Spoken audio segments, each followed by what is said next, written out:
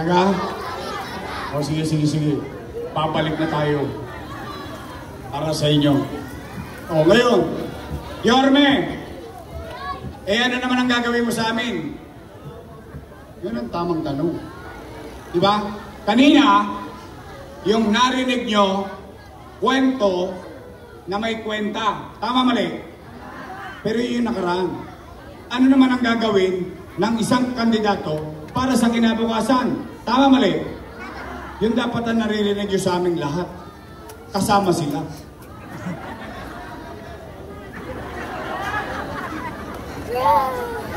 O, Nay, Tay, ito ano ang muna kong gagawin? Kayo muna tatanungin ko.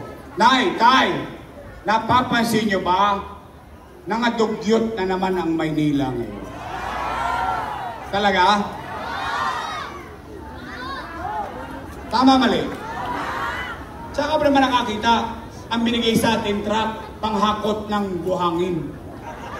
Tatapo mo yung basura mo, ang sakit ng kilikili mo, hindi mo abot. Tama, mali? Paano pag nabutas yun?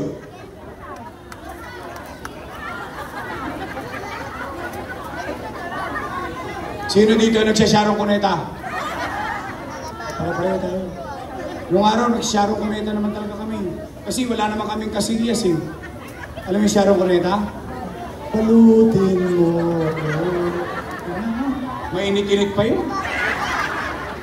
Ipapasok mo sa cellophane ng pinagbalutan ng tamban sa katulingan. Diba? Tapos ibubuhol mo. At tapos ano? Tama mo ulit. Sige. Para matapos na to. Nay! Tay!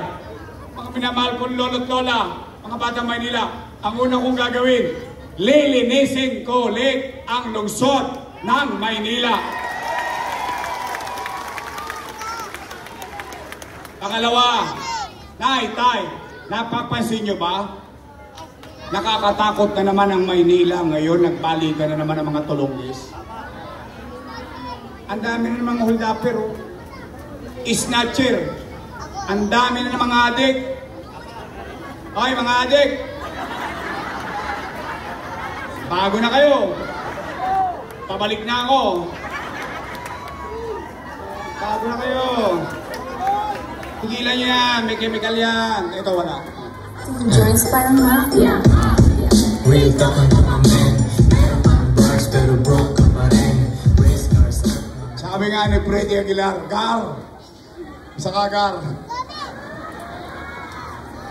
Sabi nga ni Freddy Aguilar, magbago ka. Magbago ka. Hindi ka magsisi sa huli. Ano, Apple? Pwede? Pakinggan ko ba kumanda si Apple? Pakinggan niyo kumanda? Magaling ba kumanda si Apple? Panalo? Wala pong problema ang tenga nyo. Oh, Nay, Tay, kidding aside, seriously speaking. Nay, Tay, di baling mahirap tayo. Basta maliwala sa kapaligiran. Di baling mahirap tayo. Basta panatag ang pamumuhay natin. Yung anak natin, makakauwi ng buhay. Walang gripo sa deadly. Lahat sila, panatag. Ibabalik ko sa inyo ang gobyerno sa umaga, sa tanghali, sa hapon, sa gabi, hanggang madaling araw, may gobyerno sa lungsod ng Maynila.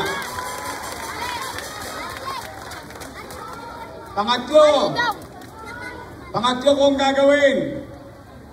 Ulitin ko lang yung ginawa ko. MBN, Minimum Basic Needs. Housing, education, healthcare, jobs, pabahay, kalusugan, edukasyon, at trabaho. Minimum basic needs. Bakit? Dahil ang paniwala ko sa idolo ko na si Lee Kuan Yew, Prime Minister ng Singapore. Ang Singapore nung araw, tatlong doble sa sama sa Maynila. Malalang malala, maraming adik, gang, holdapan, at kung ano-ano pa. Pero ngayon, tingnan nyo Singapore. Maganda ba? Sino kapunta na Singapore? Isa. Okay. Sinong gusto pumunta sa Singapore? Umpisahan nyo na, malayo yun. Oh. Nagawa ba ni Lee Kuan Yew? Opo. Bakit?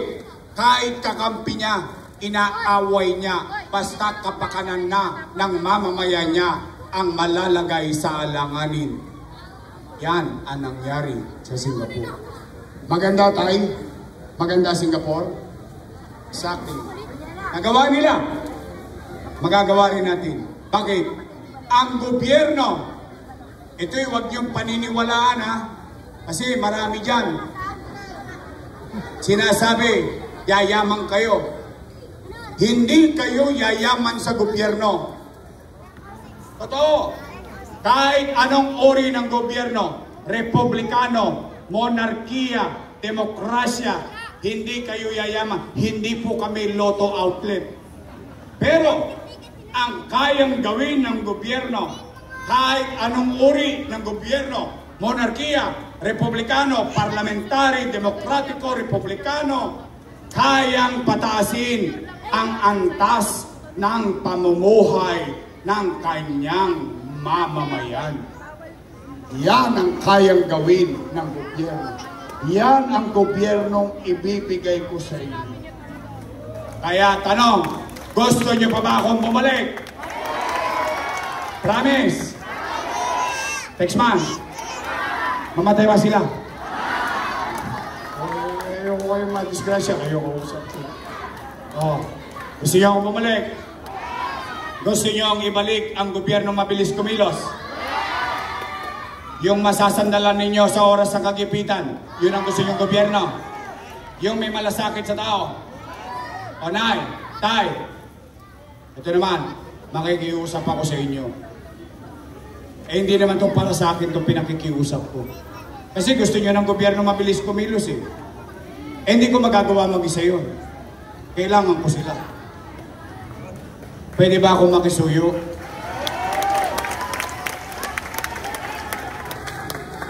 Ito, hinihingi ko mabigat sa inyo, sa ilan. Pero hindi para sa kapakanan ko to. Kung gusto niyo bumilis ulit ang gobyerno, bigyan niyo ko ng totoong kasama. O yun narinig niyo kanina? Nagustuhan niyo ba? May panira ba? Wala kayo narinig na panira? Yan ang tapat at totoo. Diba? Pwede ba? Yorme's choice tayo. Total, dalawa lang naman pagpipilian ninyo eh. Dalawa lang. Isang grupo, Yorme's choice. Matamis. Yung kabilang grupo, Lady's choice. Ay kayo may sabi nun. Ayoko mapanira. Wala no? Tama siya. Ano? Bahala na kayo. Pwede Yorme's choice. Pwede. Sabi, wag na kayo mag-alala. Sagot ko na to. Kokonyatan ko to pag may naligaw ng landas dito. Pananagutan ko na sa inyo. Kaya, sana Nay, pag-isipan nyo maigi, 29 días na lang. Yung hinihingi ko ay para sa inyo upang ako'y maging epektibo sa tungkulin kong gagawin. Kaya Nay, Tay, kung po pwede, nandito si Bong Alvarez. Roland J. Chris Tagle. Ito, sikat na sikat ngayon. Natikman nyo na ba ang cookies niya?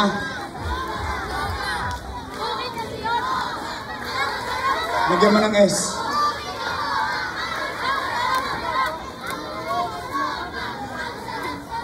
Taas ang kamay. Taas ang kamay ng mahal pa rito si Pangulong Duterte. Mahal nyo? Mahal nyo? Mahal ni Pangulong Duterte si Boca Puso.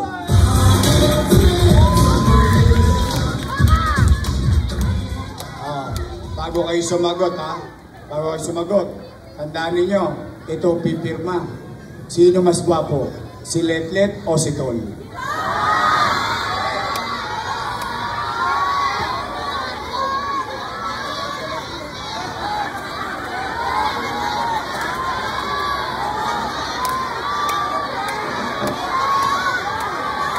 Tol.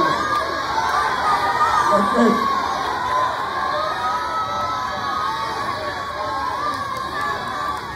Panalo, first time si Letlet. Let, nanalo ka ngayon. Talagang mahal ka ng 310. Ang ating magaling na konsyal, Tol Sarcal.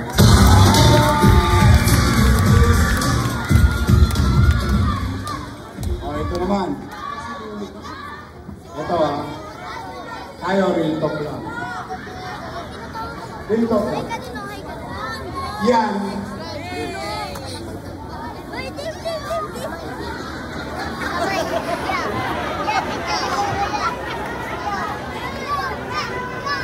Gusto niyo ng totoo? Gusto niyo ng totoo ang damdamin ko? Promise. Ito first time ko ito sasabihin. Dito ko sasabihin sa 310. Alam niyo ginawa sa akin ito? Kaya si Chihuahua. Para lang magka-idea kayo. Ito pinatakbo namin konsyal yan. In our own little way nanalo. Natapos ang termino, tama mali. Good for him. Tapos siya, pinatakbo ko yung kapatid. Nanalong konsyal, di ba? Pinoto yun. Pinoto natin. Tama ba? Pinabalik ko siya. Na konsyal. Pinababa ko yung kapatid. Nilagay ko department head.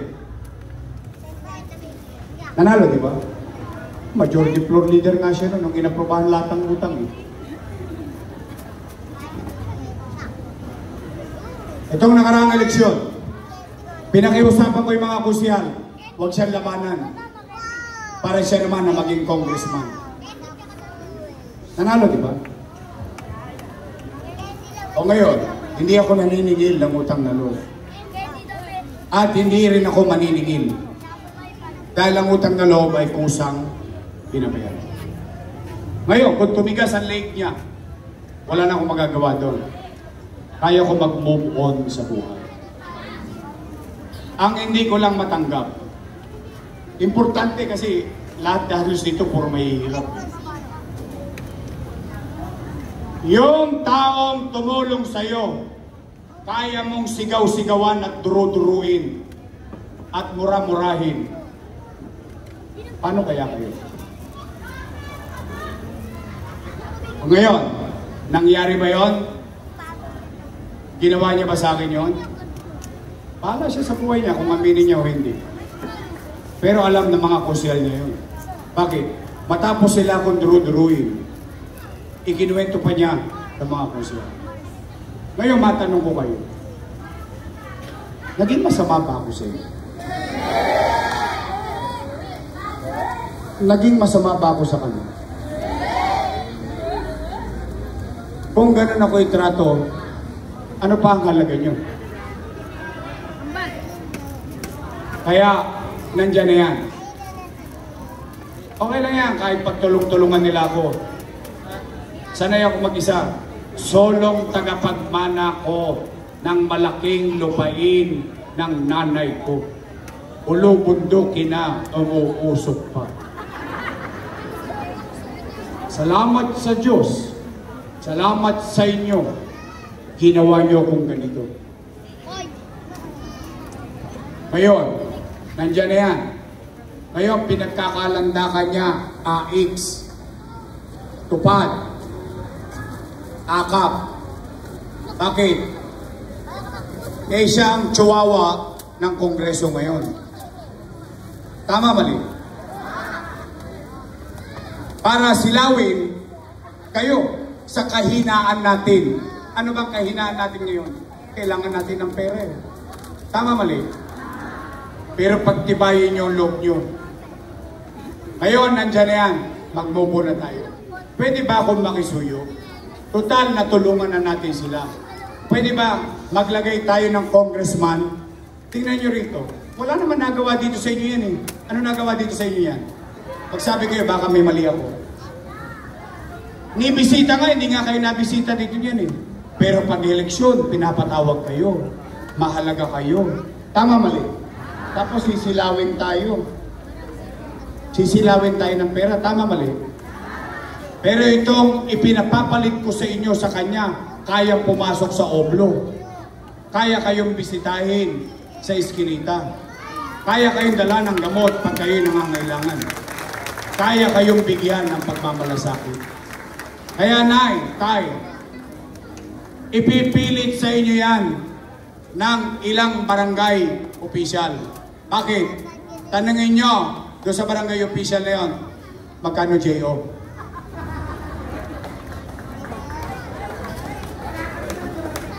Talaga.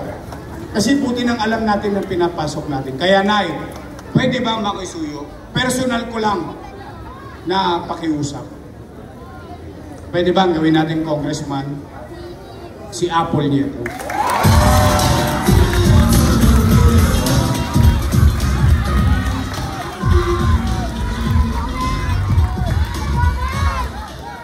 Promise? Pag nagbigay ng form sa IX, pilapan nyo. Sayang. Pag may akap, pilapan nyo. Sayang. Pag friends, diba? Friends of Chihuahua, ganun.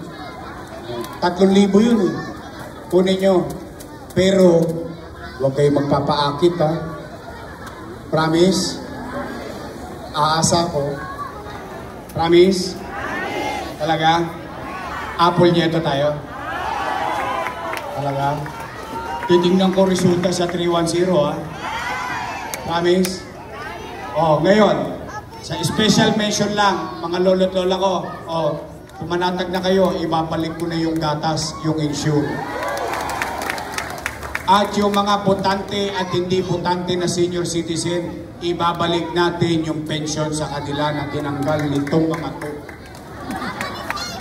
Alam nyo bang tinanggal yung mga senior citizen na may sakit? Yung hindi na nakakaboto? Dahil wala lang pakinabang sa boto, tinanggal nila. Chihuahua. Chihuahua. Chihuahua. Kaya babalik ko na rin yung cake, yung vitamins, yung bakuna, yung sa pulmon. Babalik ulit sa inyo mga nanay. I love you. I love you. I love you. I love you. I love you too! Asensya na kayo ha. Special mention lang yung mga senior citizen. Mahal na mahal ko yung mga yan. Ha? So muli, nay, tay, yung vice mayor ko, may asim pa.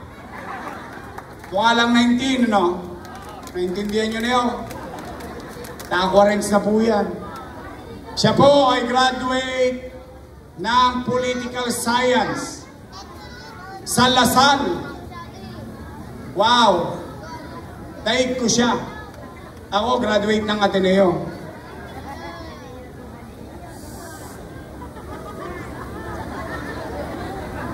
Parang ayaw niyo maniwala. Graduate ako. Di ba ako mukhang Atenista? You know, my English is good. But I need cash. Siya ay aral sa kanyang ama, being presiding officer ng Sangguniang Panglungsod. I think magiging magaling siyang Vice Mayor and Presiding Officer ng Sangguniang Panglungsod ng Maynila, Chi Atienza. Oh. Tapos siya po, uwi na. Tulog na kayo. Nantok na kayo? O, your Miss Choice tayo. Promise? Asa ko ha. 310. Aasa ko sa inyo. Asahan ko kayo. After election, ako naman ang singilin ninyo. Pwede? Pwede? Huli, paulit-ulit kong sinasabi, kung gusto nyo akong bumalik, kailangan ko sila. Kailangan ko kayo. We have to come together. We have to be together. Because if we are together, we can make Manila great again. Magandang gabi. Maraming salamat sa inyo. Pagpalain nawa kayo ng buong may kapal. Sabay-sabay tayo sumigaw. Manila! Go first!